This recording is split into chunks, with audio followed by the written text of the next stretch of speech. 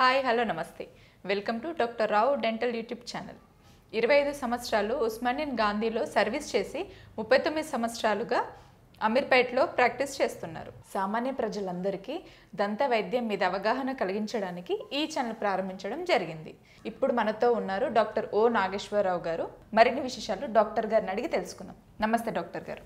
నమస్తే డాక్టర్ గారు, coffee tea తాగితే పళ్ళ మీద మచ్చలు ఏర్పడతాయా? మన వ్యూయర్స్ అడుగుతున్నారు, కొంచెం వివరించండి.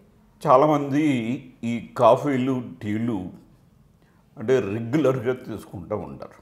అంటే కొంతమంది రోజుకి 2 సార్లు 3 సార్లు 4 సార్లు కూడా టీలు తీసుకుంటారు, అట్లాగే కాఫీలు కూడా తీసుకుంటూ ఉంటారు. ఈ విధంగా తీసుకోవటం వల్ల ఈ పళ్ళ మీద స్టెయిన్స్ ఏర్పడతాయి. అంటే ఇప్పుడు అవి పోకుండా అవి మచ్చల్లాగా పళ్ళు కలర్గా కనిపిస్తాయి అన్నమాట.